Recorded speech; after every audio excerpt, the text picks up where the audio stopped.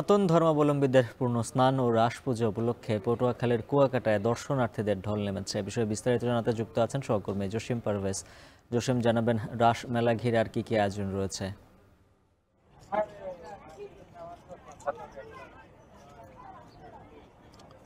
উজ্জ্বল হাফিজ, আসলে এই রাস পূজা এবং মেলা এবং পুণ্য স্নান এটি সনাতন ধর্ম অবলম্বীদের সবচেয়ে বড় একটি পুণ্যের ধর্মীয় অনুষ্ঠান। সে কারণেই দেশ এবং বিদেশ থেকে লক্ষাধিক নারী, পুরুষ, শিশু, বয়োবৃদ্ধ সহ বিভিন্ন বয়সের মানুষ এখানে এসেছেন। একই সঙ্গে যে এখানে যে রাস মেলা শুরু হবে আগামীকাল সকাল থেকে, সে উপলক্ষেও কিন্তু স্থানীয় যে বিভিন্ন ধর্ম অবলম্বী রয়েছে তারাও এখানে ভিড় জমিয়েছেন।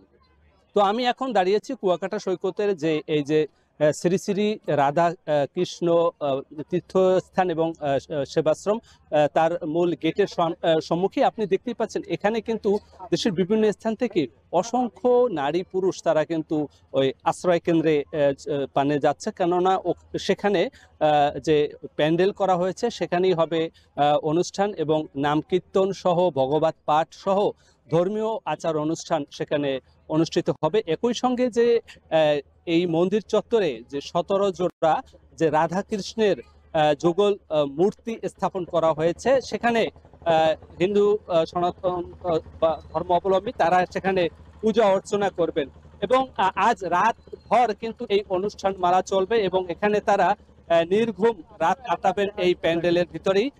সেখানে কিন্তু তারা নারী পুরুষ সহ বিভিন্ন বয়সের মানুষ তারা সেখানে অবস্থান করছেন। আর এখানে যে আগামীকাল ভোরে সূর্য উদয়ের সঙ্গে সঙ্গে তারা পুণ্য স্নান করে রাস মেলায় মিলিত হবেন।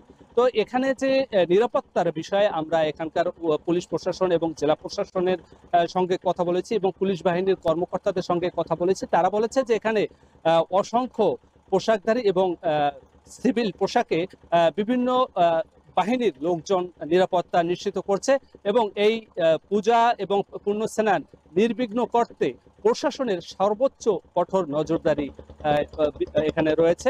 কোনো অপ্রীতিকর ঘটনা ঘটার কোনো শঙ্কা নেই বললে আয়োজকরাও জানিয়েছে। এই ছিল আমার কাছে সবশেষ।